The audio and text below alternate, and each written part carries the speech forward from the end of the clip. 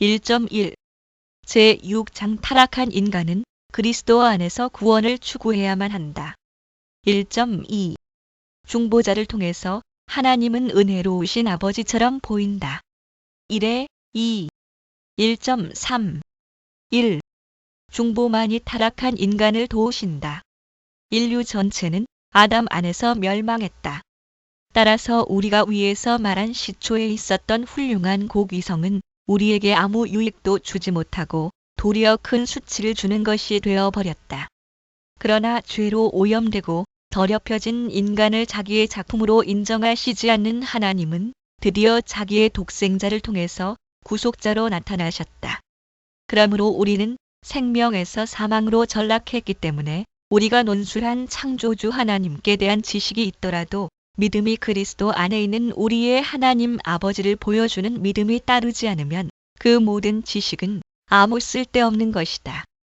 자연적인 순서로서는 우주라는 구조가 일종의 학교가 되어 그 안에서 우리가 경건을 배우고 거기서부터 다시 영생과 완전한 복락으로 전진하기로 되어 있었다. 그러나 사람이 반역한 후로 우리는 어느 쪽으로 향하든 간에 보이는 것은 하나님의 저주를 만나게 된다. 우리의 허물 때문에 죄 없는 다른 피조물들까지도 이 저주 하에 잡혀 있고 덮여 있으며 우리의 영혼은 이 저주에 압도되어 절망에 빠지지 않을 수 없다. 하나님께서는 여러 가지 방법으로 아버지 같은 사랑을 우리에게 나타내려고 하시더라도 우리는 우주를 보고서 하나님을 아버지라고 생각할 수 없기 때문이다. 우리는 오히려 양심의 가책을 느끼며 하나님이 우리를 자기의 자녀로 전혀 인정하시지 않고 인연을 끊으시는 것은 우리에게 죄가 있으므로 당연하다는 양심의 소리를 듣는다. 우리의 마음도 눈이 어두워져서 참된 것을 깨닫지 못하기 때문에 둔해지고 은혜를 모르게 된다. 우리의 모든 감각도 뒤집혀서 우리는 하나님의 영광을 가로챌 만큼 악하게 되었다. 그러므로 우리는 바울의 발언을 들어야 한다.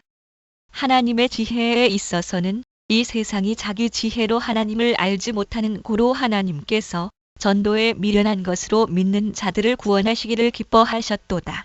고전 1:21 수많은 기적이 가득히 들어찬 하늘과 땅이 웅대한 극장을 바울은 하나님의 지혜라고 부른다.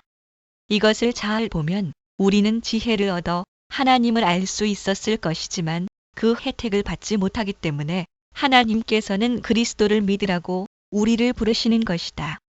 그러나 불신자들은 이 믿음을 어리석다고 보아서 멸시한다. 그러므로 십자가의 도를 전파하는 것이 우리의 인간적인 성향과 맞지 않더라도 하나님께로 돌아가기를 원한다면 지금 우리가 멀어진 우리의 창조주에게로 돌아가서 그가 다시 우리의 아버지가 되어주시기를 원한다면 우리는 십자가의 전도를 겸손하게 받아들여야 한다. 틀림없이 처음 사람의 타락 이후로 중보를 떠나서는 하나님에 대한 지식의 구원을 얻게 하는 힘이 없었다. 참조 롬 1:16 고전 1:24 영생은 아버지를 유일하신 참 하나님으로 믿고 그의 보내신 예수 그리스도를 아는 것이니 있다라고 하신 그리스도의 말씀은 요 17:3 그리스도의 시대뿐 아니라 모든 시대를 포함한다. 그러므로 우리가 구원으로 들어가기 위한 유일한 문이라고 요 19 모든 성경이 가르치는 그리스도의 은총이 없이 모든 불경건한 자와 불신자들에게 천국을 열어주는 사람들의 어리석음은 더욱더 추악하다. 그러나 그리스도의 이 발언을 복음 전파에 국한하려는 사람이 있다면 이것에 대한 것은 곧 반박할 수 있다. 즉 하나님에게서 멀어지고 참조 F48 저주를 받은 참조 갈 30 진노의 자녀라고 참조 F23 선언된 사람들은 화해 없이는 하나님을 기쁘시게 할 수 없다는 것은 모든 시대와 모든 민족의 상식인 것이다. 그뿐만 아니라 그리스도께서는 사마리아 여인에게 말씀하셨다. 너희는 알지 못하는 것을 예배하고 우리는 아는 것을 예배하노니 이는 구원이 유대인에게서 남이니라. 요 4:22 이런 말씀으로 그리스도께서는 모든 이방 종교를 잘못된 것이라고 정죄하시는 것과 똑같이 율법 아래에서 구속자가 선민에게만 약속되었다는 그 이유를 알리신다. 따라서 그리스도를 우러러보지 않는 경배는 결코 하나님을 기쁘시게 하지 못했다는 결론이 된다.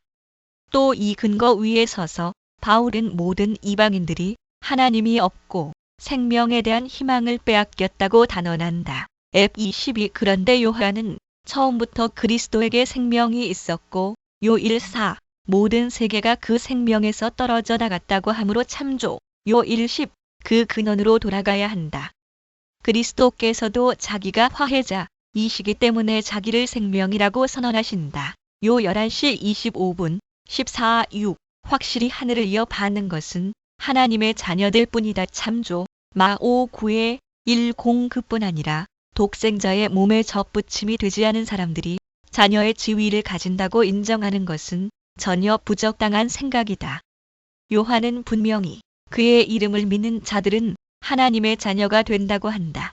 요 12 의역 그러나 나는 그리스도에 대한 믿음을 아직 철저히 논할 생각이 아니므로 언급하기만 하고 지나가도 충분할 것이다. 1.4 2.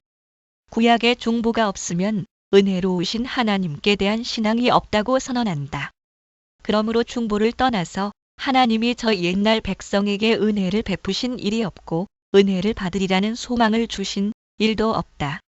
율법에 있는 제사는 그리스도만이 행하는 속죄에서만 구원을 찾으라고 신자들에게 명백히 가르쳤지만 나는 그 제사들을 말하지 않고 오로지 교회에 기쁘고 복받은 상태는 언제나 그 토대가 그리스도라는 인격에 있었다는 것을 말할 뿐이다. 하나님은 그의 언약에 아브라함의 모든 후손을 포함시키셨지만 창 17사 바울은 모든 민족이 축복을 받게 할 후손은 바르게 말하면 그리스도였다고 현명한 추리를 한다. 갈 34 육신으로 아브라함의 후손인 사람이 모두 그의 후손인 것이 아님은 우리가 아는 바이기 때문이다. 갈 36 이스라엘과 그 밖의 사람들에 대해서는 말할 것도 없거니와 이삭의 쌍둥이 아들 에서와 야곱은 아직 어머니의 태중에 있었을 때부터 하나는 택하심을 받고 하나는 버리심을 받았으니 롬 9:11 이것은 어떻게 된 일이었는가? 참으로 장자가 버림을 받고 차남만이 자기의 지위를 지킨 것은 어떻게 된 일이었는가? 또 많은 사람들이 상속권을 빼앗긴 것은 무슨 까닭이었는가? 따라서 아브라함의 후손은 주로 머리인 한 분 안에서 인정되며 흩어진 사람들을 모으는 것이 직책인 그리스도가 나타날 때까지는 약속의 구원이 실현되지 않았다는 것이 분명하다. 그러므로 최초의 선민을 택하신 것도 중보의 은총에 의한 일이었다. 비록 모세의 글에 이 점이 분명한 말로 표현되지 않았을지라도 모든 경건한 사람들이 알고 있었다는 것이 충분히 알려져 있다. 아직 백성 위에 왕이 세워지지 않았을 때에 사무엘의 어머니 한나는 경건한 자들의 행복을 이미 노래에서 묘사했다. 여호와께서 자기 왕에게 힘을 주시며 자기의 기름 부음을 받은 자의 뿔을 높이시리로다. 3상 20 이런 말로 그는 하나님이 자기의 교회를 축복하시리라는 뜻을 표현한 것이다. 이 생각과 부합되는 예언이 조금 뒤에 첨가되었다. 내가 나를 위하여 충실한 제사장을 일으키리니 그가 나의 기름 부음을 받은 자 앞에서 영구히 행하리라. 3상 2:35 또 우리의 하늘에 계시는 아버지께서 우리가 다윗과 그 후손에게서 그리스도의 산 형상을 보기를 원하신 것은 의심할 여지가 없다. 그래서 다윗은 경건한 사람들에게 하나님을 경외하도록 권할 때에 그 아들에게 입맞추라. 시22 고 명령한다. 이와 일치하는 것은 복음서의 아들을 공경치 아니하는 자는 아버지를 공경치 아니하느니라. 요 5:23 고 하신 말씀이다. 그러므로 다윗의 나라는 10지파의 반란으로 인해서 붕괴했지만 다윗과 그 후계자들에게 말씀하신 하나님의 언약은 예언자들을 통해서 말씀하신 대로 변할 수 없었다. 내가 이 나라를 다 빼앗지 아니하고 나의 종 다윗과 나의 뺀 예루살렘을 위하여 한 지파를 내 아들에게 주리라. 왕상 11시 13분 32고 하셨다. 이와 동일한 약속은 두세 번 반복되어 분명히 내가 다윗의 자손을 괴롭게 할 터이나 영원히 하지는 아니하리라고 하셨다. 왕상 11시 39분 얼마 후에 하나님 여호와께서 다윗을 위하여 예루살렘에서 저에게 등불을 주시되 그 아들을 세워 후사가 되게 하사 예루살렘을 견고케 하셨으니라고 한다. 왕상 15:4 그 후에 사태가 거의 파멸 상태였으나 다시 한 번 여호와께서 그 종 다윗을 위하여 유다 멸하기를 즐겨하지 아니하셨으니 이는 저와 그 자손에게 항상 등불을 주겠다고 허하셨음이더라고 한다. 왕하 89 간추리면 다른 사람들은 모두 버려두시고 다윗을 택하셔서 하나님의 영구히 기뻐하실 사람을 삼으셨으니 다른 곳에 있는 말씀과 같다. 실로의 성막 그리고 요셉의 장막을 시려버리시며 에브라임 지파를 택하지 아니하시고 C78 60 67 오직 유다 지파와 그 사랑하시는 시온산을 택하시고 C78 68 그 종 다윗을 택하시되 그 백성인 야곱 그 기업인 이스라엘을 기르게 하셨더니 C78 70에 71 결론을 말하면 하나님은 이와 같이 그의 교회를 보존하기로 정하셔서 저 머리 되시는 분에게서 그 건전성과 안전성을 얻게 하셨다. 그러므로 다윗은 여호와는 저희의 힘이시오 그 기름 부음 받은 자의 구원의 산성이시로다라고 선언한다. C28 그는 즉시 기원을 첨가하여 주의 백성을 구원하시며 주의 산업에 복을 주시고라고 해서 C28 9 교회의 상태는 그리스도의 권위와 뗄 수 없게 연결되었다는 뜻을 표시한다. 다른 구절도 같은 생각을 표명한다.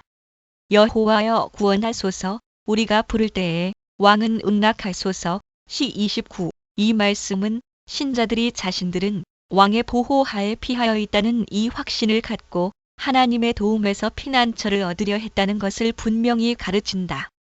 이 뜻은 다른 시에서 여호와여 구원하소서 여호와의 이름으로 오는 자가 복이 있음이여라고 하는 말씀에도 포함되어 있다. C118 25에 26 여기서 신자들을 그리스도에게로 돌아오라고 부르며 하나님의 손으로 구원을 받을 소망을 얻게 하려고 하는 것이 아주 분명하다.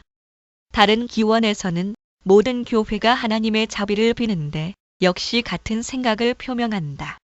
주의 우편에 있는 자 곧 주를 위하여 힘있게 하신 인자의 위에 주의 손을 얹으소서 C80 17 이 시편 기자는 모든 백성이 흩어진 것을 통곡하면서도 그들이 머리이신 하나님 안에서만 회복되기를 기원한다. 그러나 백성이 외국으로 포로로 잡혀가고 국토가 황폐하고 모든 것이 파멸된 상태에서 예레미야가 교회의 재난을 슬퍼했을 때에 그는 특히 나라가 망해서 신자들의 소망이 끊어진 것을 통곡한다. 우리의 콧김 곧 여호와의 기름 부으신 자가 저희 함정에 빠졌으며 우리가 저를 가리키며 전에 이르기를 우리가 저의 그늘 아래서 열국 중에 살겠다 하던 자로다. 에4 20 이것을 보면 하나님께서는 중보 없이는 인류와 화해하실 수 없으므로 율법 하에서 거룩한 조상들이 믿어야 할 대상으로서 항상 그리스도가 그들 앞에 제시되었다는 것이 이제 충분히 분명하게 되었다. 1.5 그리스도는 언약과 참된 신앙을 위해서 필요 불가결한 분이다. 3의 4 1.6 3 구약의 믿음과 소망은 약속에 근거한다. 그런데 환난 중에서 위로가 약속되며 특히 교회의 구원이 묘사될 때에는 그리스도에 대한 신뢰와 희망의 깃발이 예시되었다. 주께서 주의 백성을 구원하시려고 기름받은 자와 함께 나오셨느니라고 하박국은 말한다. 합 33 그리고 예언자들은 교회의 회복을 말할 때마다 다윗의 나라가 영원하리라는 약속을 백성에게 상기시킨다. 참조 왕하 89도 이것은 이상하지 않다. 그렇게 하지 않는다면 언약의 안정성이 없을 것이기 때문이었다. 이 점에 대해서는 이사야가 한 대답이 매우 적절하다. 불신자인 아하스 왕이 예루살렘에 대한 포위 공격이 해제되어 도성이 곧 안전하게 되리라는 이사야의 증언을 물리쳤을 때에 그는 갑자기 메시아에 관해 언급한다. 보라 처녀가 잉태하여 아들을 낳을 것이요. 474 이런 말로 그는 비록 악한 왕과 백성이 고의로 하나님의 약속을 믿지 않으려는 듯이 그들에게 주신 약속을 거부했지만 구속자가 지정된 때에 오실 것이므로 그 언약은 무효하게 되지 않으리라는 것을 간접적으로 알렸다. 간단히 말하면 하나님이 자비하시다는 것을 알리기 위해서 모든 예언자가 항상 애써 선포한 것은 구속과 영원한 구원을 가져올 다윗의 나라였다. 그래서 이사야는 내가 너희에게 영원한 언약을 세우리니 곧 다윗에게 허락한 확실한 은혜니라. 내가 그를 만민에게 증거로 세웠고라고 한다. 4:55-3에 4 다시 말하면 하나님이 자비를 베풀어 주시리라는 이 증언을 받지 못할 때에는 심한 절망에서 신자들은 아무 소망도 가질 수 없었다. 낭망한 자들을 공허하시기 위하여 예레미야서에서 말씀하신다. 보라 때가 이르리니 내가 다윗에게 한 의로운 가지를 일으킬 것이라. 그의 날에 유다는 구원을 얻겠고 이스라엘은 평안히 거할 것이며 렘 23:5-6 그뿐 아니라 에스겔서에는 내가 한 목자를 그들의 위에 세워 먹이게 하리니 그는 내 종 다윗이라나 여호와는 그들의 하나님이 되고 내 종 다윗은 그들 중에 왕이 되리라. 내가 또 그들과 화평의 언약을 세우고 34:2-3에 2-5라고 하며 마찬가지로 다른 곳에서도 이 믿어지지 않는 거듭남을 논하신 후에 내 종 다윗이 그들의 왕이 되리니 그들에게 다 한 목자가 있을 것. 이라 내가 그들과 화평의 언약을 세워서 영원한 언약이 되게 하고라고 하신다. 겔 37:24-26 모든 경건자들의 소망은 항상 그리스도에게만 있었다는 것을 독자들에게 상기시키기 위해서 나는 여러 사람에게서 몇 구절씩 수집하는 것이다. 다른 예언자들도 모두 같은 생각이다. 예를 들면 호세아서의 유다 자손과 이스라엘 자손이 함께 모여 한 두목을 세우고라는 말씀이 있다. 호 1:11 그는 후에 이것을 더 분명히 설명해서 그 후에 저희가 돌아와서 그 하나님 여호와와 그 왕 다윗을 구하고라고 한다. 호 3:5 또 미가도 백성이 돌아오는 것에 대해 언급하면서 명백히 말한다. 그들의 왕이 앞서 행하며 여호와께서 선두로 행하시리라. 미 23 아모스도 백성이 새로워질 것을 예언하려고 그날에 내가 다윗의 무너진 천막을 일으키고 그 틈을 막으며 그 퇴락한 것을 일으켜서라고 한다. 암 9:11 이 말씀의 뜻은 내가 다윗의 가문에 다시 한 번 왕가의 영광을 일으키리니 이것은 구원의 유일한 기치며 이제 그리스도에게서 실현되리라는 것이다. 그래서 그리스도의 출현 시대에 더 가까워진 스가랴는 더욱 분명히 선포한다. 시온에 따라 크게 기뻐할지어다. 예루살렘에 따라 즐거이 부를지어다. 보라, 내 왕이 내게 임하나니 그는 공의로우며 구원을 베풀며 겸손하여서 스9:9 이것은 이미 인용한 시편의 말씀. 여호와는 그 기름 부음 받은 자의 구원의 힘이시로다. 여호와여 구원하소서 하는 말씀과 시 28:8에 9 일치한다. 여기서 구원은 머리로부터 전신에 흘러내린다. 1.7 4. 하나님께 대한 믿음은 곧 그리스도에 대한 믿음이다. 하나님께서는 유대 백성이 이런 예언들을 듣고 깨달아 직접 그리스도를 향해서 해방을 구하게 되기를 원하셨다. 비록 그들은 수치스러운 타락 상태에 빠졌지만 대원칙에 대한 기억을 지워버릴 수는 없었다. 다윗에게 약속하신 대로 하나님이 그리스도의 손을 통해서 교회를 구원하시며 선민을 자기의 백성으로 택하실 그 언약 거저 주신 그 언약은 확고부동하리라는 것이 그 대원칙이었다. 그렇기 때문에 그리스도께서 세상을 떠나시기 조금 전에 예루살렘에 입성하셨을 때에 어린이들이 호산나 다윗의 자손이여 하는 노래를 부른 것이다. 마 21:9 어린이들이 부른 그 찬송가는 세상에 널리 알려졌던 것 같고 하나님의 자비의 유일한 보증은 구속자의 출현이라고 하는 일반적인 관념과 일치하는 것이었다. 그렇기 때문에 그리스도께서는 제자들이 하나님을 분명하고 완전하게 믿기 위해서는 자기를 믿으라고 친히 명령하셨다. 너희는 하나님을 믿으니 또 나를 믿으라. 요 14:1 믿음은 원래 그리스도로부터 아버지께로 올라가는 것이지만 그리스도께서 말씀하신 뜻은 다음과 같다. 곧 믿음은 하나님을 믿는 것이지만 완전히 굳은 믿음을 가진 분이 중보로서 사이에 있지 않으면 믿음은 점점 사라지며 중보가 없으면 하나님은 너무도 존엄하고 높으시기 때문에 땅에서 기어다니는 구더기와 같은 죽을 인생으로서는 도저히 도달할 수 없다는 것이다. 그렇기 때문에 하나님이 믿음의 대상이라고 하는 일반적인 말에 나는 찬성하지만 거기는 조건이 필요하다. 그리스도를 보이지 아니하시는 하나님의 형상이라고 부르는 데는 골 15 이유가 없지 않기 때문이다. 이 칭호는 우리에게 경고하기를 하나님이 그리스도 안에서 우리와 만나시지 않으면 우리는 구원받았다는 것을 깨달을 수 없다고 한다. 유대인 사회에서는 예언자들이 구속자에 대해서 가르친 것을 율법학자들이 잘못된 해석으로 모호하게 만들었었다. 그럼에도 불구하고 그리스도는 널리 알려져 있었다. 절망 상태에서는 중보의 출현 이외에 다른 방법이 없으며 교회를 해방하는 방법도 달리 없다는 것이 여론과 같이 인정되었다. 그리스도는 율법의 마침이라는 롬 14 바울의 가르침은 유감이지만 아직 널리 알려지지 않았었다. 그러나 율법 자체와 예언서를 보면 분명히 알 수 있는 것과 같이 바울의 가르침은 바르고 확실하다. 다른 적당한 곳이 있겠기 때문에 여기서는 믿음에 대해서 아직 논하지 않지만 독자들의 의견이 이 점에서 일치하기를 바란다.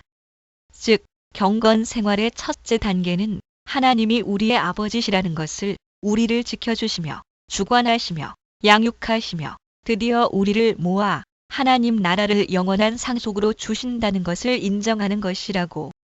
그렇기 때문에 우리가 최근에 말한 것이 그리스도를 떠나서는 하나님을 안다고 하더라도 구원을 얻게 하는 지식이 될 수 없다고 한 것이 분명하게 된다. 그래서 세상 처음부터 하나님께서는 택하신 모든 사람들 앞에 그리스도를 세우시고 그들이 그를 보며 그를 믿게 하셨다. 이런 의미로 이레니우스도 말하기를 하나님 자신은 무한하시지만 우리의 마음이 그 광대무변한 영광에 압도되지 않도록 아들 안에서 유한하게 되시고 우리의 작은 척도에 자기를 맞추셨다고 했다. 광신자들은 이 점을 생각하지 않고 유용한 발언을 불경건한 공상으로 바꾸어 마치 하나님의 완전하신 전체에서 흘러나는 신성의 일부분만이 그리스도 안에 있다는 듯이 곡해한다. 그러나 이레니우스의 말은 하나님은 그리스도 안에서만 이해된다는 뜻에 불과하다. 아들이 없는 자에게는 또한 아버지가 없으리라고 한 요한의 말은 요엘 2:23 언제든지 옳았다. 천지를 만드신 최고의 존엄하신 분을 경배하노라고 자랑하는 사람들이 많았지만 그들에게 중보가 없었기 때문에 하나님의 자비를 참으로 맛보지 못했으며 따라서 하나님을 자기의 아버지라고 믿을 수 없었다. 따라서 그리스도를 자기의 머리로 모시지 않은 그들은 하나님을 안다고 해도 그 지식은 잠시적인 것에 불과했다. 또 그 결과로 그들은 드디어 유치하고 추악한 미신에 빠져 자기의 무지를 폭로했다. 현재 회교도들도 천지의 창조자는 하나님이라고 힘껏 외치지만 그리스도를 부정하면서 우상으로 진정한 하나님을 대치하고 있다.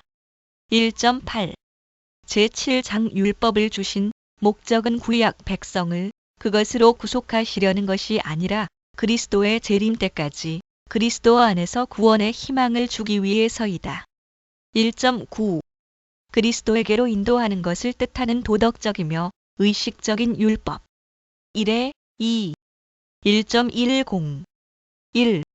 중보자는 타락한 인간만을 돕는다. 아브라함이 죽은 후 약 400년이 지난 후에 율법이 첨가되었다. 갈 37참조 우리가 지금까지 살핀 증언들이 끊임없이 뒤를 이어온 것을 보면 율법을 주신 것은 택하신 백성을 그리스도에게서 분리시키려는 뜻이 아니었음을 알 수 있다. 오히려 그리스도의 출현시까지 그들의 마음을 준비하며 또한 그리스도에 대한 갈망을 일으키며 그들의 기대를 강화해서 오래 지체되더라도 지치지 않게 하시려는 것이었다. 나는 율법이라는 말을 경건하고 의로운 삶의 원칙을 가르치는 십계명만이 아니라 하나님이 모세를 통해서 전하신 종교 형태도 의미하는 것으로 해석한다. 그리고 모세를 입법자로 세우신 목적은 아브라함의 자손에게 약속하신 축복을 말소하시려는 것이 아니었다. 오히려 그는 유대 민족의 조상들이 거저 받은 언약과 그들이 그 언약의 상속자임을 여러 번 그들에게 회상시켰다. 마치 그는 그 언약을 부활시키려고 파견된 것 같았다. 이 사실은 여러 가지 의식에서 아주 분명히 나타났다. 사람들이 하나님과 화해하기 위해서 동물의 기름에서 나는 악취를 드리는 것보다 더 허무하고 어리석은 일이 어디 있겠는가? 또 자기의 더러운 살결을 씻어 버리기 위해서 물과 피를 뿌리는 것도 마찬가지다. 간단히 말해서 율법의 예배 형식은 진정한 것에 대응하는 그림자와 상징이라고 이해하지 않고 문자적으로 생각한다면 그 전체가 전혀 우스운 것이 된다. 그러므로 하나님이 모세에게 장막에 속한 모든 것을 산에서 보이신 규례대로 만들라고 명령하신 구절을 출 25, 40 스데반의 설교와 행칠 44 히브리서에서 히85 아주 주의 깊게 고찰하는 것은 충분한 이유가 있다. 만일 유대인들이 생활 목표로 삼아야 할 어떤 영적인 것이 아니었다면 이방인들이 너절한 짓의 정력을 소모한 것과 같이 유대인들도 그 의식들에서 공연한 노력을 낭비했을 것이다. 경건을 위한 열성으로 노력한 일이 없는 무종교인들은 이런 복잡한 의식에 대한 이야기를 듣기만 해도 진절이 날 정도다. 그들은 무슨 까닭에 하나님이 저 고대 민족을 이 많은 의식으로 괴롭히셨느냐고 할 뿐 아니라 이 의식들을 멸시하며 어린애 장난이라고 비난한다. 바꿔 말하면 그들은 율법의 목적에 주목하지 않는다. 율법의 형식을 그 목적에서 분리한다면 우리는 그것을 허망한 것이라고 정죄하지 않을 수 없다. 그러나 하나님이 제사를 명령하신 목적은 세상적인 일로 경배자들을 분주하게 만들려고 하신 것이 아님을 바로 저 모형이 알린다. 하나님의 목적은 그들의 마음을 더 높이 들어 올리시려는 것이었다. 이 점은 그의 본성을 생각해도 분명히 깨달을 수 있다. 즉, 하나님의 본성은 영적이기 때문에 영적인 경배만이 그를 기쁘시게 할 수 있다.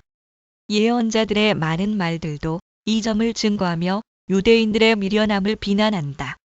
유대인들은 하나님이 재물의 가치가 있다고 보시는 줄로 생각했기 때문이다. 예언자들은 율법의 가치를 낮추려고 한 것인가? 그렇지 않다. 그들은 율법의 진정한 해석가였으므로 목표에서 멀어져 가는 일반 사람들의 눈을 이런 방법으로 다시 그 목표로 향하게 만들고자 했다. 그런데 유대인들에게 제시된 은총을 보면 우리는 확실히 율법의 그리스도를 가리키는 점이 없지 않다는 언급을 할 수 있다. 그들을 택하신 목적은 그들이 하나님 앞에서 제사장 나라가 되는 것이라고 모세가 그들에게 설명했기 때문이다. 출 19:6 이것은 짐승의 피로 얻는 화해보다 더 위대하고 우수한 화해가 사이에 끼지 않으면 그들이 도달할 수 없는 일이었다. 참조 히 92 이하 아담의 후손은 모두 유전적 오염이 있어서 태어날 때부터 죄의 노예다.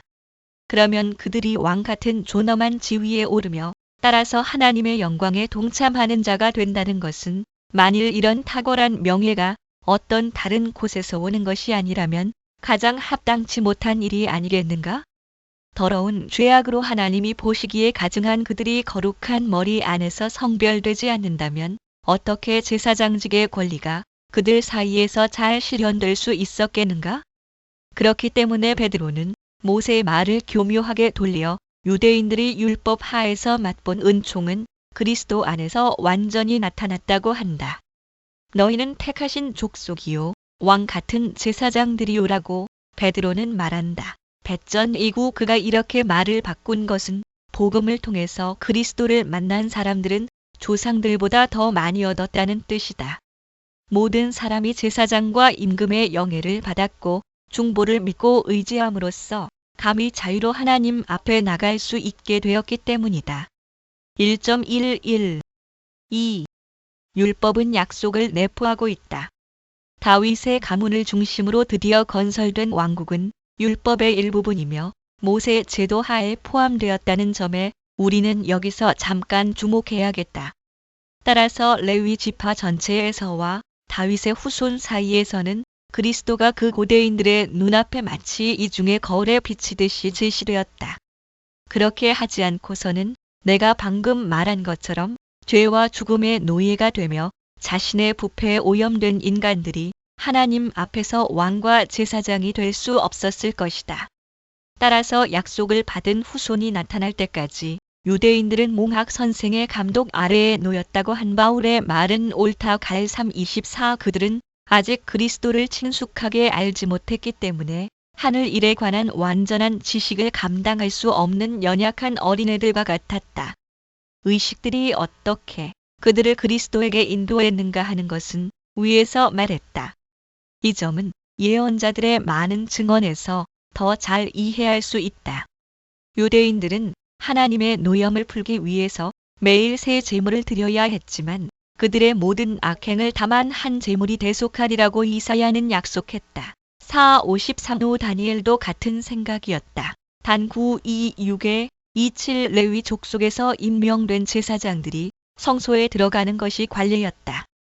그러나 다만 한 제사장에 대해서는 멜기세덱의 반차를 조차 영원한 제사장이라고 하나님이 엄숙한 맹세로 선택하셨다고 한다. 시 114, 히 56, 7, 21. 그때에는 눈에 보이는 기름을 부었는데 다니엘은 환상 가운데서 다른 종류의 기름 부음이 있으리라고 선언했다. 단 9:24 여기서 무수한 예를 말하지 않고 히브리서 기자의 예를 보면 그는 제4장부터 제11장까지 그리스도의 때가 오기 전에는 의식들이 무가치하고 허무하다는 것을 자세하고 분명하게 지적한다. 십계명에 관해서는 바울이 그리스도는 모든 믿는 자에게 의를 이루기 위하여 율법의 마침이 되시니라고 롬 14 경고한 말에 주의해야 한다. 또 의문 자체는 죽이는 것이지만 고후 3:6 그리스도는 그 의문을 살리는 영이시라고 한다. 고후 3:17 율법의 마침이라는 발언은 그리스도께서 의를 거저 전가해 주시며 중생의 영으로 의를 베풀어 주시지 않으면 계명으로 가르치는 것이 쓸데없다는 뜻이다. 그러므로 바울이 그리스도를 율법의 완성, 즉 마침이라고 부르는 것은 당연하다. 하나님이 우리에게 요구하시는 것이 무엇인가를 알더라도 그 감당할 수 없는 멍에와 짐에 눌려 고생하는 사람들을 그리스도가 구원하시지 않는다면 그 지식에 아무 가치도 없을 것이다. 다른 곳에서 바울은 율법은 범법함을 인하여 더한 것이라고 가르친다. 갈 39 즉 사람들이 자기의 유죄를 깨닫게 함으로써 그들을 겸손하게 만들려는 것이라고 한다. 그러나 이것은 그리스도를 찾기 위한 참되고 유일한 준비가 되므로 바울이 여러 가지로 표현한 교훈들은 서로 잘 일치한다. 율법을 행함으로써 그 공로로 의를 얻는 듯이 말하는 악한 거짓 교사들을 상대로 사도는 논쟁을 했기 때문에 그들의 오류를 논박하기 위해서 율법 자체를 좁은 의미로 해석하지 않을 수 없는 때가 있었다. 그렇지 않은 때에는 율법은 거저 택해 주시겠다는 언약을 포함한 아름다울 것이었다.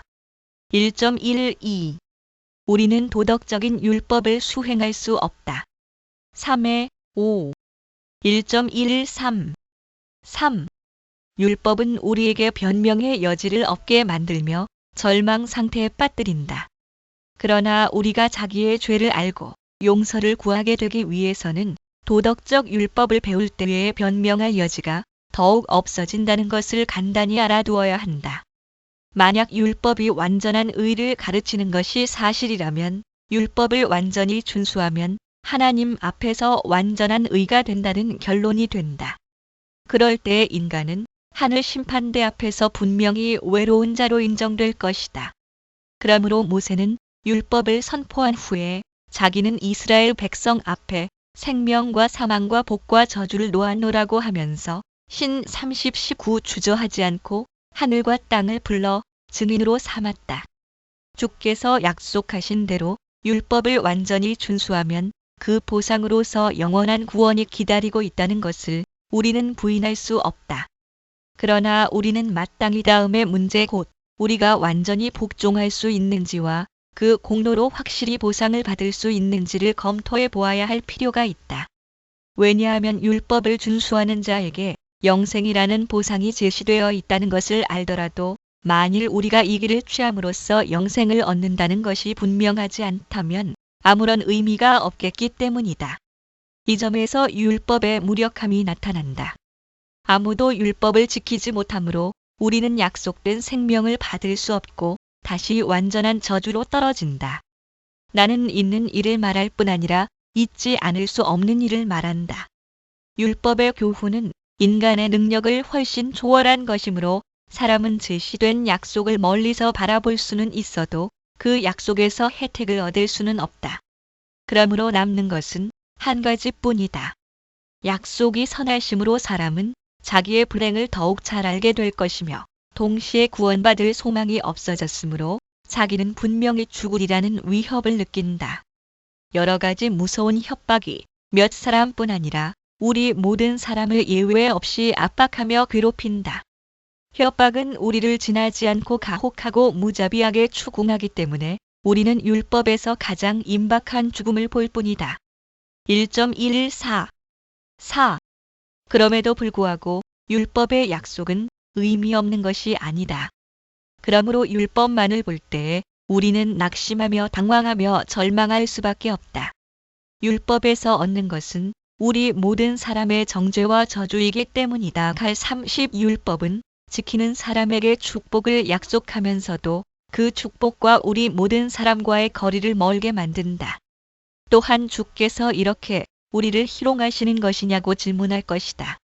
행복을 얻으리라는 소망을 보이시며 그것을 얻으라고 불러 인도하시며 얻을 수 있다고 다짐하시면서 한편으로 그것을 감추며 가까이 갈 수 없게 만드시니 이것은 희롱과 다른 데가 없지 않은가?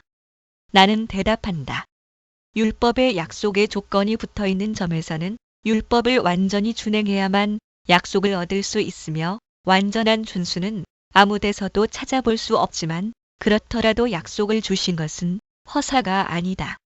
하나님이 거저 주시는 인애로 우리의 행위를 보심 없이 우리를 받아주시지 않으며 우리도 복음이 보여주는 그 인애를 믿음으로 받아들이지 않는다면 율법의 약속에 아무 결실이나 결과가 없으리라는 것을 우리가 깨달을 때에 그 약속은 조건이 붙어 있더라도 효과가 없는 것이 아니기 때문이다. 그런 때에 주께서는 우리에게 모든 것을 값없이 베풀어 주시며 자기의 충만한 친절에 다시 다른 선물을 첨가하신다. 즉, 주께서는 우리의 불완전한 복종을 물리치시지 않고 도리어 부족한 것을 보충해서 완전히 만드시면서 마치 우리가 조건을 이행한 듯이 율법이 약속하는 혜택들을 받게 만드신다. 그러나 우리는 믿음으로 의롭게 된다는 제목 하에 이 문제를 더 자세히 논해야 하겠으므로 지금은 더 이상 논의하지 않겠다. 1.15 5. 율법의 수행은 우리에게 불가능하다. 율법을 지키는 것은 불가능하다고 우리는 말했다. 제롬이 아무 저주함 없을 만큼 이 생각은 불합리한 것이라고 일반 사람이 생각하므로 우리는 곧 간단히 설명하여 재확인해야겠다. 나는 제롬의 생각에 시간을 보내지 않고 무엇이 바른 생각인가를 살펴야 하겠다. 여기서 나는 여러 가지 가능성을 구질구질한 말로 길게 늘어놓지 않겠다. 지금까지 있은 일이 없는 것과 하나님의 규례와 명령이 있을 수 없게 만드는 것을 나는 불가능하다고 부른다. 우리가 가장 오랜 과거를 찾아본다 하여도 성도들은 사망의 몸을 입었기 때문에 참조, 롬 7:24 한 사람도 마음을 다하고 목숨을 다하고 뜻을 다하고 함을 다하며 막 12시 30분 하나님을 사랑할 만큼 사랑의 목표에 도달한 일이 없었다고 나는 말한다. 또 정욕이라는 병에 걸리지 않은 사람이 없었다고 나는 말한다. 누가 이것을 반대하겠는가? 물론 나는 우리가 어리석은 미신으로 어떤 성자를 공상하는가를 안다. 하늘 천사들도 그 성자들처럼 순결할 수 없을 것이다. 그러나 이것은 성경과 또 경험에서 얻는 증거와는 반대된다. 그뿐 아니라 앞으로도 육체의 무거운 짐을 벗어버리지 않고서 진정한 완전성이라는 목표에 도달하는 사람이 아무도 없다고 나는 말한다. 이 점을 지지하는 명백한 증언들이 성경에는 얼마든지 충분히 있다. 선을 행하고 죄를 범치 아니하는 의인은 세상에 아주 없느니라고 솔로몬이 말한다. 전 7:23조, 왕상 8:46주의 목전에는 의로운 인생이 하나도 없나이다라고 다윗이 말한다. 시 143이 욥은 여러 구절에서 같은 생각을 주장한다. 참조, 욥 9:25 바울의 말은 가장 분명하다. 육체의 소욕은 성령을 거스리고 성령의 소욕은 육체를 거스리나니 갈 5:17 율법 아래 있는 자는 모두 저주를 받았다는 것을 증명할 때에 바울이 드는 이유는 다 큰 것이 아니라 바로 기록된 바 누구든지 율법 책에 기록된 대로 온갖 일을 항상 행하지 아니하는 자는 저주 아래 있는 자라 하였음이라는 것이다. 갈 30신 27-26. 여기서 그는 아무도 그렇게 항상 행할 수 없다는 것을 암시하거나 전제한다. 성경에서 기록된 일은 영구적인 것, 심지어 필연적인 것이라고 인정하는 것이 합당하다. 펠라기우스파는 어거스틴을 궤변으로 괴롭혔다. 신자들이 하나님의 은총을 얻어 행할 수 있는 이상의 것을 하나님이 그들에게 요구하신다고 생각하는 것은 하나님을 오해한 것이라고 그들은 주장했다. 어거스틴은 그들의 주장을 피하기 위해서 하나님은 원하신다면 물론 죽을 인생을 천사 같은 순결 상태에 끌어올리실 수 있다고 인정했지만 하나님은 이미 성경에서 선언하신 것과 반대되는 일은 하시지 않았고 앞으로도 하시지 않을 것이라고 했다. 나는 이 말에 반대하지 않는다. 그러나 하나님의 권능과 하나님의 성실을 대립시키는 것은 생각이 부족하다고 첨가한다. 그러므로 누가 말하기를 성경이 선언하는 것은 있지도 않고 또한 있을 수도 없다고 말한다고 하면 이런 발언은 냉소해 버릴 것이 아니다. 그러나 그들이 말씀 자체에 대해서 반대한다고 하자 제자들이 누가 구원을 얻을 수 있으리이까? 하고 물었을 때에 주님께서는 사람으로는 할 수 없으되 하나님으로서는 다 할 수 있느니라고 대답하셨다. 마 19시 25분 -26도 어거스틴은 우리가 육신을 쓰고 있는 동안은 하나님에게 당연히 드려야 할 사랑을 드리지 못한다고 설득력이 있는 주장을 한다. 사랑은 지식에 따르는 것이므로 하나님의 인애를 완전히 알지 못하는 사람은 하나님을 완전히 사랑하지 못한다. 땅에서 방랑하는 동안 우리는 거울로 보는 것 같이 희미하다. 고전 13시 12분 따라서 우리의 사랑도 불완전하다. 그러면 우리 자신의 본성이 무력한 것을 볼 때에 율법을 이 육신 생활에서 완전히 지킬 수 없다는 점에서 우리의 견해가 완전히 일치하기를 바란다. 이 점은 바울의 다른 구절도 밝힌다. 롬 8:3 1.16 율법은 우리에게 하나님의 의로우심을 보여주며 거울처럼 우리의 죄 많음을 밝혀줌으로써 우리에게 하나님의 도움을 간구하도록 인도한다. 6의 9 1.17 6 율법은 엄격함이 우리에게서 모든 자기 기만을 제거해준다. 그러나 이 문제 전체를 더욱 분명하게 만들기 위해서 이른바 도덕적 율법의 기능과 용도를 간단히 개관하기로 하겠다. 그런데 내가 알기에는 그 기능의 세 부분이 있다. 첫째 부분은 하나님의 의, 즉 하나님이 받아주시는 유일한 의를 밝히는 동시에 우리 각 사람의 불의를 경고하며 알리며 죄를 깨닫게 하며 결국 정죄한다. 사람은 자기를 사랑함으로 눈이 어둡고 정신이 마비되었으므로 자기의 무력함과 불순함을 알고 자백하지 않을 수 없게 만들어야 한다. 만약 자기의 허무함을 분명히 믿게 되지 않으면 사람은 자기의 정신력에 대해서 지나친 자신을 가지며 자기가 택한 표준으로 재는 동안은 자기의 정신력이 빈약하다는 것을 결코 인정하게 될 수 없다. 그러나 자기의 능력과 율법의 난해함을 비교하게 되면 자기의 오만 불손함이 다소간 꺾이는 것을 느낀다. 지금까지 자기의 능력을 아무리 굉장한 것으로 생각했더라도 이 무거운 율법을 지고는 숨이 가쁘고 비틀거리는 것을 곧 느끼며 결국은 심지어 넘어지며 지쳐버리는 것을 느낀다. 이와 같이 율법을 배운 사람은 지금까지 자기의 눈을 맹목적으로 만든 그 교만을 탈피하게 된다. 마찬가지로 그는 다른 병도 고칠 필요가 있다. 우리는 그가 자만이라는 병에 걸렸다고 했다. 그가 자신의 판단을 근거로 삼는 것을 버려두는 동안은 위선을 의로움이라고 가장하며 여기 재미를 붙여서 가짜인 여러 가지 의로운 행위로 하나님의 은총에 반역한다. 그러나 그 모든 허구적인 가짜 의를 제쳐놓고 율법의 저울로 자기의 생활을 저울에 달지 않을 수 없게 되면 그는 자기가 성경에서 멀며 참으로 지금까지 자기는 오염되지 않았다고 생각한 그 무수한 죄악이 자기 안에서 가득 차 있는 것을 깨닫는다. 탐욕의 죄는 아주 깊고 꼬불꼬불한 구석에 숨어 있기 때문에 사람의 눈을 속이기 쉽다. 율법이 탐내지 말라 하지 아니하였다면 내가 탐심을 알지 못하였으리라고 사도가 말하는 데는 이유가 있다. 롬 77 율법이 탐욕을 그 숨어있는 굴에서 끌어내지 않는다면 그것은 가련한 인간을 아주 비밀히 죽여버리기 때문에 인간은 그 칼에 찔려 죽는 것을 느끼지도 못한다. 1.18 7. 율법의 징벌하는 기능은 그 가치를 감하지 않는다. 율법은 거울과 같다. 그 안에서 우리는 우리의 무력함과 무력에서 생기는 죄악을, 그리고 결국은 그 두 가지에서 오는 저주를 본다. 거울이 우리 얼굴에 있는 오점들을 보여주는 것과 똑같다. 왜냐하면 의를 따라가는 능력이 없을 때에 인간은 죄의 수렁에 빠지지 않을 수 없다. 죄악의 뒤를 곧 따라오는 것이 저주다.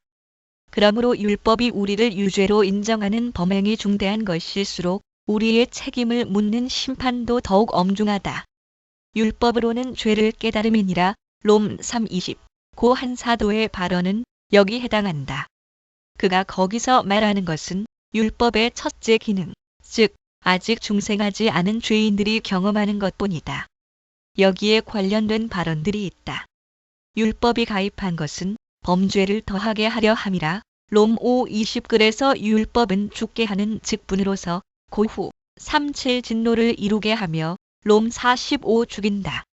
양심이 자기의 죄를 분명히 깨달을수록 가책이 더욱 커진다는 것은 확실하다. 그럴 때 입법자에 대한 완고한 불복종이 범행에 첨가되기 때문이다. 그렇게 되면 율법은 죄인을 멸망시키기 위해서 하나님의 진노를 무장시킨다. 율법 자체만으로는 고발하며 정죄하며 멸망시킬 수 있을 뿐이기 때문이다. 어거스틴의 말과 같이 은총의 영이 없으면 율법은 우리를 고발하며 죽이기 위해서 존재할 뿐이다.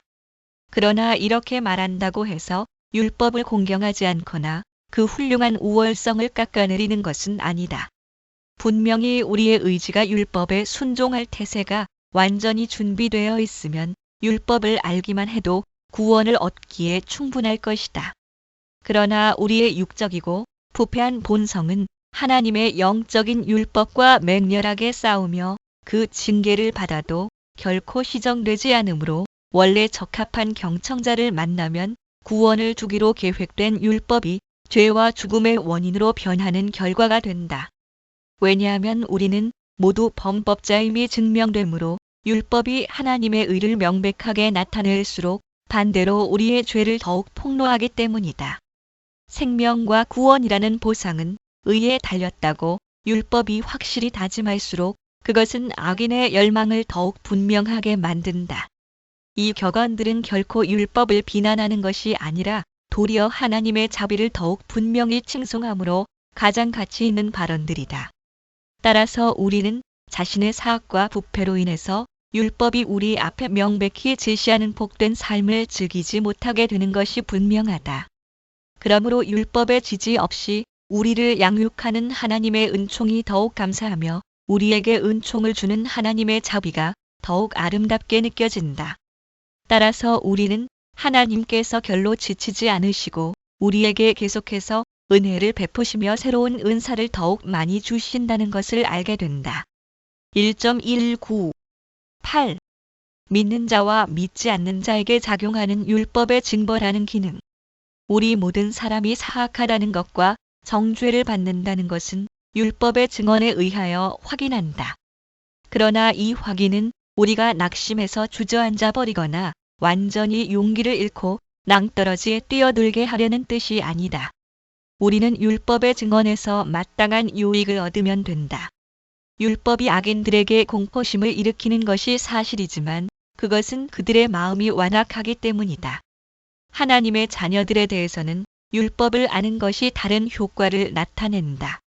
참으로 율법이 우리 모든 사람을 심판하며 정죄하는 것은 모든 입을 막고 온 세상으로 하나님의 심판 아래 있게 하려 함이니라. 롬 39. 고 사도는 단언한다. 그는 같은 생각을 다른 곳에서도 가르친다. 하나님이 모든 사람을 순종치 아니하는 가운데 가두어 두심은 모든 사람을 멸망시키거나 멸망하게 버려 두시려는 것이 아니라 모든 사람에게 긍휼을 베풀려 하심이로다. 롬 11시 32분. 이 말씀의 뜻은 그들이 자기의 힘에 대한 어리석은 생각을 버리고 그들이 다만 하나님의 손이 받들어 주시기 때문에 서 있다는 것을 깨달으며 벗은 몸과 빈손으로 하나님의 자비의 피난에서 완전히 그 안에서 쉬며 그 안에 깊이 숨으며 의와 공로를 얻기 위해서 그 자비에만 전적으로 매달린다는 것이다. 진정한 믿음으로 하나님의 자비를 구하며 기다리는 모든 사람에게 그 자비는 그리스도에게서 계시된다. 율법의 교훈에서 하나님은 다만 완전한 의의 보상을 주시며 그러나 이런 의는 아무에게도 없다. 반대로 악행은 엄격히 심판하신다. 그러나 그리스도 안에서는 하나님의 얼굴이 가련하고 무가치한 우리 죄인들을 대해서까지 은총과 인자로 충만한 빛이 난다. 1.20 9. 율법은 어거스틴이 말하고 있듯이 비난함으로써 우리가 은총을 구하게 만든다. 어거스틴은 하나님의 은총의 도움을 간구하는 것이 중요하다고 자주 말한다. 예컨대 힐라리에게 보낸 서간에서 우리가 율법의 요구대로 행하려고 노력하다가 연약하여 필요할 때에 율법은 우리에게 은총의 도움을 구할 줄 알라고 합니다. 아셀리우스에게도 비슷한 글을 써 보내었다. 사람이 자기의 연약함을 깨닫게 하며 그 대책으로서 그리스도 안에 있는 은총을 구하게 만들기 때문에 율법은 유용합니다라고. 또 로마의 이노센트에게 보낸 서간에서는 율법은 명령하고 은총은 실천력을 공급합니다라고 썼다. 발렌티누스에게 보낸 글에서는 우리가 할 수 없는 일을 하나님이 명령하시는 것은 우리가 하나님에게서 구해야 할 것을 알게 하시려는 뜻이라고 한다.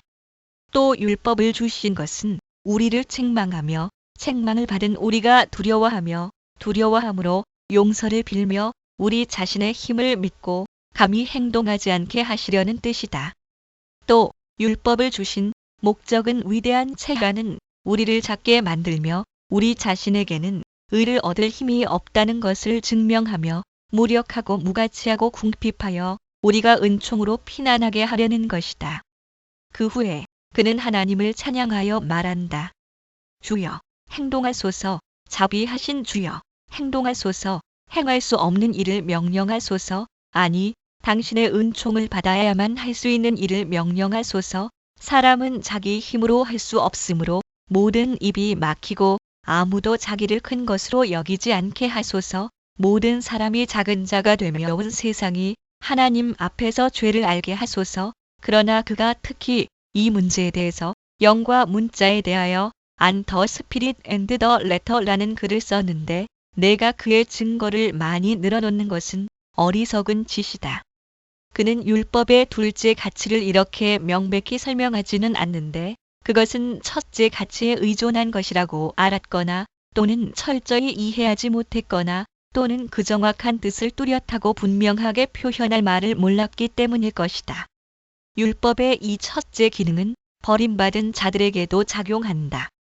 왜냐하면 그들은 하나님의 자녀들과 같이 육을 억누른 후에 속사람이 새로워지며 다시 꽃이 피는 경지로 나아가는 것이 아니라 무서운 첫 인상에 놀라 절망 상태에 빠진다. 그러나 그들의 양심이 이런 타격을 받는다는 사실은 하나님의 심판이 공정하다는 것을 증명한다. 버림받은 자들은 언제나 하나님의 심판을 회피하기를 원할 수 있기 때문이다. 그런데 그 심판은 아직 나타나지 않았지만 그들은 율법과 양심의 증거에서 철저한 타격을 받아 마땅히 받은 것을 스스로 탄로시킨다. 1.21 율법은 죄인과 아직 믿지 않는 자들을 구속한다. 10에 11 1.22 10 율법은 부정한 악인들로부터 사회를 보호한다. 율법의 둘째 기능은 적어도 벌을 받으리라는 공포심을 일으켜 일부 사람들을 억제하는 것이다. 그러나 그들은 율법에 있는 무서운 위협을 듣고 강압을 느끼지 않으면 바르고 공정한 일에 대한 관심이 전혀 없다. 그들이 억제되는 것은 속마음의 감동이나 영향을 받아서가 아니라 이를테면 굴레를 쓰고 있어서 외면적인 활동에 손을 대지 못하며 제멋대로 즐겼을 부패한 생각을 가슴속에만 간직하고 있기 때문이다. 따라서 그들은 하나님 보시기에 조금도 나아졌거나 의로워진 것이 아니다. 공포심이나 수치심이 방해하기 때문에 마음속에 품은 것을 감히 실행하지 못하며 날뛰는 정욕을 공공연하게 발산시키지 못할 뿐이다. 더구나 그들은 여전히 하나님을 두려워하며 순종하겠다는 마음 자세가 되어 있지 않다. 참으로 자기를 억제할수록 정열의 불길은 더욱 강하게 타오르게 되며 마음속이 뜨겁게 끓어올라 무서운 율법만 방해하지 않는다면 곧 무엇이든지 하며 어디서든지 폭발할 자세다. 그뿐 아니라 그들은 율법 자체를 극히 미워하며 입법자인 하나님을 저주해서 될 수만 있으면 반드시 하나님을 없애려고 할 것이다. 하나님이 바른 일을 하라고 그들에게 명령하실 때나 하나님의 존엄성을 멸시하는 자들에게 벌을 내리실 때에 그들은 그 하나님을 용인할 수 없기 때문이다. 아직 중생하지 않은 사람들은 자기가 율법을 지키는 쪽으로 기꺼이 끌려가는 것이 아니라 싫어서 반대를 해보지만 하도 무서워서 억지로 복종한다는 것을 느낀다. 그러나 이 억제된 또 강요된 의는 인간 사회를 위해서 필요하다. 주께서는 만사가 소란 혼돈하지 않고 사회가 평온하도록 이런 방법을 마련하셨다. 모든 사람에게 모든 일을 허락한다면 사회는 소란하고 혼돈하게 될 것이다. 심지어 하나님의 자녀들까지도 부르심을 받기 전에 또 성결의 영을 받기 전에 롬 1:4 어리석은 육의 욕심대로 날뛰는 동안은 이런 감독을 받는 것이 유익하다. 하나님의 벌이 무서워서 적어도 외면에 나타나는 난동을 삼가는 동안은 그들의 마음이 아직 길들여지지 않고 적지만 그래도 의의 멍에를 담당하므로 조금은 야성이 꺾인다. 그 결과로 부르심을 받을 때에는 전혀 규율에 대한 초보 지식이 없는 것이 아니다. 사도의 다음과 같은 교훈은 특히 율법의 이 기능에 대해 언급한 듯하다. 법은 옳은 사람을 위하여 세운 것이 아니요 오직 불법한 자와 복종치 아니하는 자며 경건치 아니한 자와 죄인이며 거룩하지 아니한 자와 망령된 자며 아비를 치는 자와 어미를 치는 자며 살인하는 자며 음행하는 자며 남색하는 자며 사람을 탈취하는 자며 거짓말하는 자며 거짓 맹세하는 자와 기타 바른 교훈을 거스르는 자를 위함이니 딤전 1:9에 10 사도는 여기서 율법은 육에 미친 듯한 정욕, 버려두면 한정 없이 뻗어나가는 정욕을 억제하는 굴레와 같다고 가르친다. 1.23 11 율법은 아직 중생하지 않은 사람들에게는 방해물이다. 바울이 다른 곳에서 율법이 우리를 그리스도에게로 인도하는 몽학선생이 되어 갈 3:24라고 한 말은 율법의 두 가지 기능에 다 적용할 수 있다. 율법이 몽학선생이 되어 그리스도에게로 인도하는 사람들은 두 종류가 있다. 처음 종류에 대해서는 이미 말했다. 이 사람들은 자기는 덕이 있고 의롭다고 믿기 때문에 먼저 자기를 비우지 않는 한 그리스도를 받아들이기에 부적당하다. 그러므로 율법은 그들이 자기의 불행을 깨닫게 해서 그 교만을 꺾고 겸손하게 만들어 지금까지 자기에게 없는 줄을 몰랐던 것을 구하게 되도록 그들의 마음을 준비한다. 둘째 종류의 인간들은 굴레가 필요하다. 그들이 육의 정욕이 날뛰는 대로 포기하여 의를 전혀 추구하지 않게 되는 것을 굴레로 억제하는 것이다. 하나님의 영이 아직 지배하지 않는 곳에서는 정욕이 몹시 끌어올라 영혼을 결박하고 하나님을 잊어버리며 멸시하는 상태에 떨어뜨릴 염려가 있기 때문이다. 만일 하나님이 이 방법으로 대항하시지 않으면 이런 일이 나타날 것이다. 그러므로 하나님께서 자기의 나라를 상속시키기로 정하신 사람들을 즉시 중생시키지 않는 때에는 그들에게 찾아오실 때까지 공포심과 율법의 행위를 통해서 그들을 안전하게 보존하신다. 참조 배전 22 이것은 하나님의 자녀들이 가져야 할 순결한 두려움이 아니라 그들의 능력에 따라 진정한 경건을 가르치는 데 유익한 공포심이다. 이 일에 대해서는 많은 증거가 있기 때문에 예를 들 필요가 없다. 왜냐하면 하나님을 모르고 암중모색을 한 경험이 있는 사람이라면 율법이 굴레가 되어 하나님께 대한 두려움과 공경을 유지하다가 드디어 성령으로 중생해서 충심으로 하나님을 사랑하기 시작했다는 것을 모두 인정할 것이다. 1.24 율법은 주로 믿는 자들을 깨우치며 선행을 촉구한다. 1.2에 1.3 1.25 12 믿는 자라 할지라도 율법이 필요하다. 셋째 용도는 가장 중요한 것이며 율법의 본래의 목적에 더욱 가까운 것이다. 이 용도는 하나님의 영이 이미 그 영혼 속에 사시며 주관하시는 신자들 사이에서 발견된다. 그들의 마음 속에는 하나님의 손가락으로 율법이 기록되고 새겨져 있지만 렘 31-33 히 10시 16분 다시 말하면 그들은 하나님의 영의 감동과 격려로 하나님께 복종하겠다는 열심이 있지만 역시 두 가지 방면에서 율법의 혜택을 입는다. 그들이 앙모하는 주의 뜻이 무엇인가를 매일 더욱 철저히 배우며 확고하게 이해하는 데 율법은 가장 훌륭한 도구가 된다. 마치 주인의 마음에 들겠다는 성의와 준비가 있는 하인이 주인의 습관을 따르며 거기 순응하기 위해서는 그 습관을 자세히 연구하며 관찰해야 하는 것과 같다. 또 이 필요성은 아무도 피할 수 없다. 율법을 매일 공부하여도 하나님의 뜻을 더욱 순수하게 아는 일에서 새로운 전진이 없으리만큼 지혜가 많은 사람은 지금까지 없었다. 또 우리는 배울 뿐 아니라 권면을 받을 필요가 있으므로 하나님의 종이 율법에서 받는 혜택은 이 방면에도 있다. 즉, 율법에 대해서 자주 명상함으로써 복종하겠다는 열성을 얻으며 복종하는 힘을 얻으며 범죄의 미끄러운 길에 들지 않게 된다. 성도는 이와 같이 전진을 계속해야 한다. 그들은 성령에 따라 하나님의 의를 향해서 아무리 정성껏 노력하더라도 무관심한 육의 짐이 되어 제대로 전진할 수 없다. 율법은 육에 대해서 마치 가지 않는 게으른 나귀를 가게 하는 채찍과 같다. 영적인 사람이라도 육의 짐을 벗지 못하고 있는 동안은 율법이 여전히 끊임없이 자극이 되어 일시도 한 자리에 서 있지 못하게 한다. 확실히 다윗은 율법을 찬양했을 때에 이 용도에 대해 언급했다. 여호와의 율법은 완전하여 영혼을 소생케 하고 여호와의 교훈은 정직하여 마음을 기쁘게 하고 여호와의 계명은 순결하여 눈을 밝게 하도다. 시19:7-8 마찬가지로 주의 말씀은 내 발의 등이요 내 길에 비린이 있다. 시119:105 이 밖에도 같은 시편에 유사한 말씀이 무수히 많이 있다. 예컨대 시119:5 이 구절들은 바울의 발언들과 모순되지 않는다. 사도는 중생한 사람들에 대해서 율법이 어떻게 이용될 수 있는가 하는 것이 아니라 율법이 그 자체만으로서 사람에게 무엇을 줄 수 있는가 하는 것을 가르친다. 그러나 여기서 예언자는 율법의 위대한 효용 가치를 선포한다. 하나님께서는 사람들에게 복종심을 불어넣으시고 그런 사람들이 율법을 읽을 때에 그들을 가르쳐 주신다는 것이다. 예언자는 교훈뿐 아니라 거기 동반하는 은총의 약속을 붙잡는다.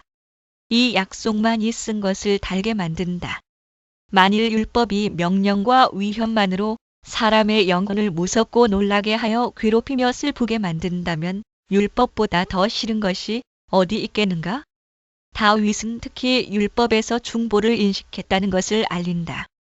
중보가 없으면 기쁨이나 즐거움이 없는 것이다. 1.26 13 믿음이 깊은 자들을 위해서 율법이 전적으로 필요 없다고 하는 사람은 율법을 오해한 것이다. 어떤 무지한 사람들은 이 구별을 이해하지 못하고 경솔하게 모세의 율법을 전적으로 집어던지며 율법의 두 판을 벌인다. 죽음의 직분이 포함된 가르침을 고수하는 것은 명백히 그리스도만이 할 일이 아니라고 생각하기 때문이다.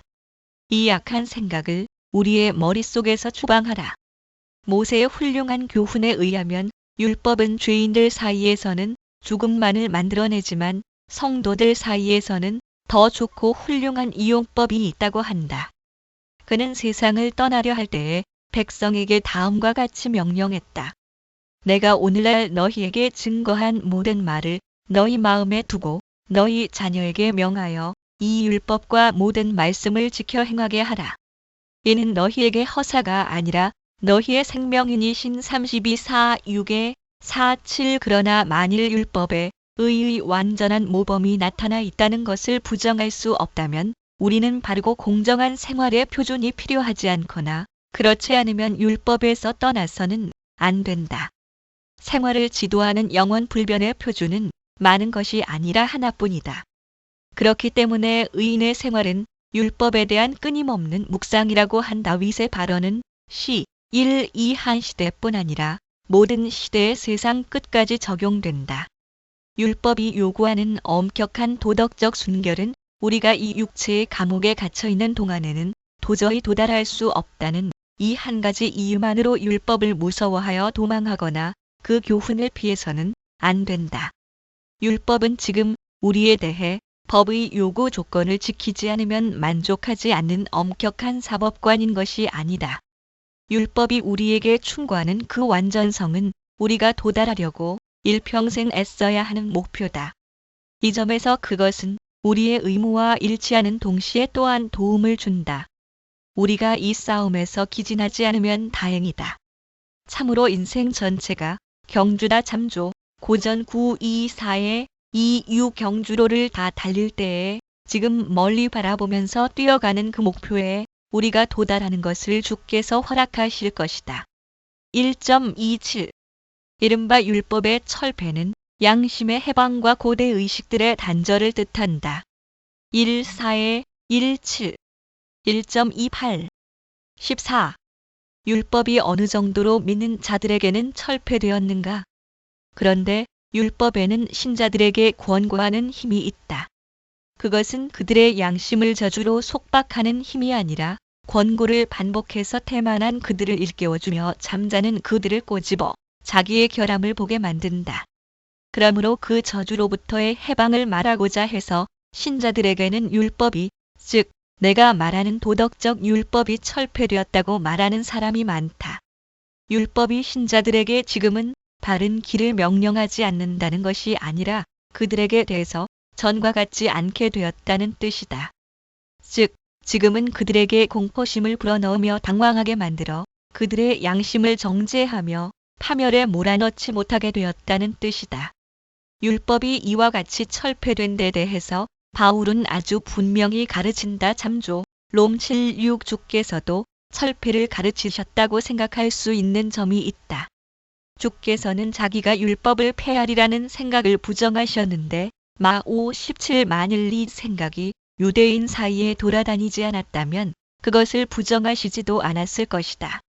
아무 구실도 없이 우연히 그런 생각이 생겨났을 리가 없으므로 아마 그리스도의 교훈에 대한 오해가 있었을 것이다. 오류는 거의 모두가 진리에서 생겨났기 때문이다. 그러나 우리도 똑같은 오류를 범하지 않기 위해서 율법 가운데서 폐기된 것과 아직도 유효한 것을 정확히 구별해야 한다. 주께서 자신은 율법을 폐하러 온 것이 아니요 완전케 하려 함이라고 하시며 천지가 없어지기 전에는 율법의 1.1획이라도 반드시 없어지지 아니하고 다 이루리라. 마5 17의 18 고 선언하심으로써 주의 강림으로 인해서 율법 준수가 조금이라도 경감되는 것이 아니라고 충분하고 확실하게 말씀하신다. 또 이것은 옳은 말씀이다. 그는 도리어 율법 위반을 고치려고 오셨기 때문이다. 그러므로 그리스도로 인해서 율법의 교훈은 여전히 범할 수 없는 것이 되었다. 가르치며 경고하며 책망하며 교정함으로써 율법은 우리가 모든 선행을 할 수 있도록 우리를 단련하며 준비시킨다. 참조, 디모 3:1-6의 1.7 1.29 15 율법은 더 이상 우리를 정죄하지 않는다는 의미에서 폐기되었다. 바울이 저주에 대해서 하는 말은 그 의식 자체에 대한 것이 아니라 양심을 속박하는 계명의 힘에 대한 것임은 의심할 여지가 없다. 율법은 가르칠 뿐 아니라 그 명령을 솔직하게 실시한다. 명령에 복종하지 않으면 참으로 사람이 한 가지 점에서라도 의무를 지키지 않으면 율법은 저주의 벼락을 내린다. 그렇기 때문에 바울은 무릇 율법 행위에 속한 자들은 저주 아래 있나니 기록된 바 누구든지 율법책에 기록된 대로 온갖 일을 항상 행하지 아니하는 자는 저주 아래 있는 자라 하였음이라고 한다. 갈 30 신 27-26 사도가 율법 행위에 속한 자라고 하는 것은 죄의 용서에 우리를 엄격한 율법에서 해방하는 그 용서에 자기의 의의 근거를 두지 않는 사람들이다. 그러므로 그는 율법의 속박 하에서 비참하게 멸망하고 싶지 않으면 우리는 반드시 그 속박에서 풀려나야 한다고 가르치는 것이다. 그러나 어떤 속박을 의미하는가? 가혹하고 위험한 요구의 속박이다. 그것은 율법의 철저한 형벌을 조금도 용서하지 않으며 어떤 범행이든지 반드시 처벌하고야 만다. 이 저주에서 우리를 속량하시기 위해서 그리스도께서 우리 대신에 저주를 받으신 것이다. 기록된 바 나무에 달린 자마다 저주 아래 있는 자라 하였음이라. 갈 33신 21시 23분. 바울은 그 다음 장에서 그리스도께서 율법 아래 나신 것은 율법 아래 있는 자들을 속량하시기 갈 44의 5 위함이라고 가르친다. 이것은 같은 뜻으로 한 말이다. 바로 그 다음에 우리로 아들의 명분을 알게 하려 하심이라고 했기 때문이다. 갈 45. 이것은 무슨 뜻인가? 죽음에 대한 공포심으로 우리의 양심을 괴롭히는 끝없는 노예 상태에서 우리가 억눌려 지내지 않게 한다는 것이다. 동시에 율법의 권위는 조금도 손상당하지 않고 우리는 항상 여전한 경외심과 묵종심으로 율법을 받아들여야 한다. 이것은 언제나 결코 부정할 수 없는 사실이다. 1.30 16. 의식적인 율법. 의식들은 문제가 별개이다. 의식들은 효과가 없어진 것이 아니라 사용하지 않게 되었을 뿐이다.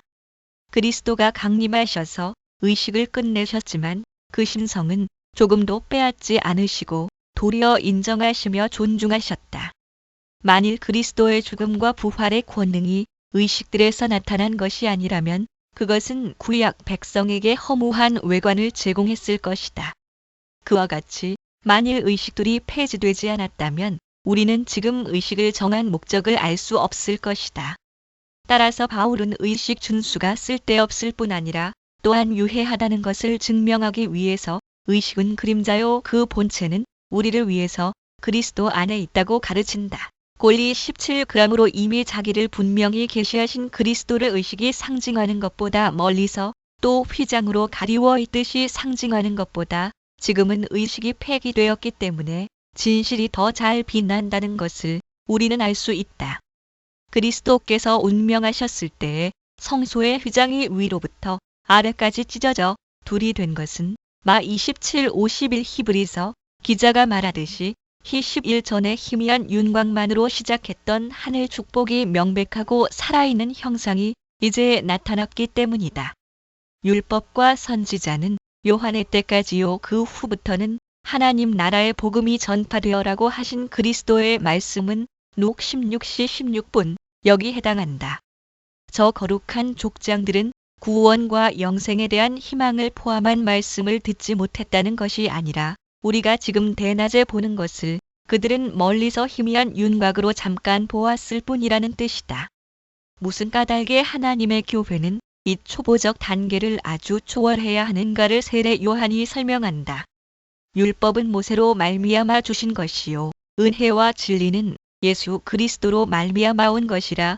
요 1:17 비록 속죄가 고대 제사에서 참으로 약속되었고 언약의 궤는 아버지 같은 하나님의 사랑을 확실히 보증했지만 만일 이 모든 것이 그리스도의 완전하고 영원한 안정성이 발견되는 그리스도의 은총을 기초로 한 것이 아니라면 그것은 그림자에 불과했을 것이다. 율법의 의식들은 준수하지 않게 되었으나 폐지되었기 때문에 우리는 의식이 그리스도가 오시기 이전에 얼마나 유용했는가를 더 잘 알 수 있으며 그리스도는 의식들을 폐지하시면서 자기의 죽음으로 그 후력을 확인하셨다. 우리는 이것을 사실로 인정해야 한다. 1.31 17 우리에게 불리하게 기록된 유대 관계는 삭제되어 있다. 바울이 지적한 것 가운데 조금 더 어려운 점이 있다. 또 너희의 범죄와 육체의 무할례로 죽었던 너희를 하나님이 그와 함께 살리시고 우리에게 모든 죄를 사하시고 우리를 거스리고 우리를 대적하는 의문에 쓴 증서를 도말하시고 제하여 버리사 십자가에 못 박으시고 운운한다. 골 213의 142 발언은 율법의 철폐를 확대해서 율법의 규정이 이제 우리와는 아무 관계도 없다는 정도까지 가는 듯하다. 이 말을 도덕적 율법에 관한 것이라고 간단히 생각하는 사람들은 10계명의 교훈보다 그 용서 없는 엄격성을 폐지한 것이라고 해석하지만 그 생각은 잘못이다. 또 어떤 사람들은 바울의 말을 더 신중히 고려해서 그 본뜻은 의식적 율법에 관한 것이라고 생각하며 바울이 의문이라는 말을 여러 번 썼다는 점을 지적한다. 왜냐하면 에베소서에서도 그는 우리의 화평이신지라 둘로 하나를 만드사 중간에 막힌 담을 허시고 의문에 속한 계명의 율법을 폐하셨으니 이는 이 둘로 자기의 안에서 한 세 사람을 지어 화평하게 하시고라고 한다. F214에 15 바울이 유대인과 이방인의 사이를 막힌 담이라는 말을 하는 것으로 보아 F24 이 발언이 의식에 관한 것임은 의심할 여지가 없다. 따라서 나는 이 둘째 주석가들이 저 첫째 사람들을 바르게 비평한다는 것을 인정한다. 그러나 둘째 사람들도 아직 사도의 뜻을 썩 잘 설명하는 것 같지 않다. 두 구절을 세부까지 비교하는 것을 나는 옳다고 생각할 수 없기 때문이다. 바울은 에베소 신자들을 향해서 그들이 이스라엘과 같은 백성으로 선택되었다는 것을 다짐하려고 과거에 그들을 가로막던 장애물이 제거되었다고 가르친다. 그런 장애물은 의식들이었다. 유대인들을 주 앞에 성별한 결례와 제사는 유대인과 이방인을 분리했던 것이다. 그러면 골로새서에서 언급하는 것이 더 숭고한 신비라는 것을 누가 모르겠는가? 거기서 문제는 모세에 있는 규례들이며 거짓 사도들은 그리스도 신자들을 그 규례로 몰아가려고 했다. 그러나 갈라디아서에서 사도가 더 깊은 데까지 논의를 전진시키는 것과 같이 이를테면 출발점으로 돌아가는 것과 같이 이 구절에서도 같은 논의를 한다. 의식들에 관해서 순수해야 된다는 점만을 생각한다면 그 의식들을 우리를 대적하는 증서라고 부르는 것은 무슨 의미가 있는가? 골리 14 그뿐 아니라 무슨 까닭에 우리의 구속을 그 증서가 도말되었다는 사실에 거의 전적으로 의존시키는가? 그러므로 문제 자체가 우리에게 더 내면적인 것으로 인정되기를 강력히 요구한다. 그러나 나는 옳은 해석을 얻었다고 믿는다. 이것은 어거스틴의 글이 옳다는 전제하에서, 아니 정확하게는 사도의 분명한 말에서 얻었다고 할 수 있는 경우에 그러하다. 곧 유대인들의 의식에는 죄에 대한 속죄보다 죄에 대한 고백이 있었다는 것이다. 참조 히 11이하. 레 16시 21분 유대인들이 제물을 드림으로써 얻은 것은 자기들은 죽을 죄를 지었다는 고백에 불과하지 않았는가? 그들은 자기 대신에 결례를 드렸다. 그들이 결례로 얻은 것은 자기의 불결을 고백하는 데 불과하지 않았는가? 이와 같이 그들은 항상 자기의 죄와 불결에 대한 증서를 갱신한 것이다. 그러나 이런 증거를 준다고 해서 거기서 풀리는 것이 아니었다. 그렇기 때문에 사도의 글의 구약 아래에서 없어지지 않던 범죄가 그리스도가 죽으신 후에 속량될 수 있게 되었다고 한다. 히 95 그러므로 사도가 의식들은 그것을 지키는 사람들을 대적하는 증서라고 하는 것은 옳은 말이다. 이런 의식을 통해서 그들은 자기의 유죄와 불결을 공개적으로 확증했기 때문이다. 참조 히 13 그들도 우리와 함께 같은 은총에 참여했다는 사실에는 아무 모순도 없다. 왜냐하면 그들은 그리스도 안에서 그 은총을 받았고 의식에서 받은 것이 아니기 때문이다. 그때 사용한 의식은 그리스도의 영광을 희미하게 만들었으므로 사도는 그 구절에서 의식과 그리스도를 구별한다. 의식 자체만을 볼 때에는 사람의 구원에 적대하는 증서라고 부르는 것이 적절하다고 우리는 생각한다. 말하자면 의식은 사람들의 의무를 증거하는 의무적인 법적 요구 문서이기 때문이다. 거짓 사도들이 그리스도 교회를 다시 의식 준수의 의무로 얽어매려고 했을 때에 바울은 정당한 논거에 입각해서 의식의 궁극적인 목적을 심원한 말로 다시 규정하며 골로새 신자들을 향해서 만일 이 모양으로 끌려서 의식적 율법에 얽매이게 된다면 그들은 어떤 위험에 다시 빠지게 될 것인가를 경고했다. 골리 16이하 그들은 동시에 그리스도의 혜택을 빼앗기게 되었기 때문이었다. 그리스도께서는 일단 영원한 속죄를 완수하신 후에 매일 준수하던 의식을 죄를 증거할 뿐이고 말소하는 데는 아무 공헌도 할 수 없는 의식을 철폐하신 것이다.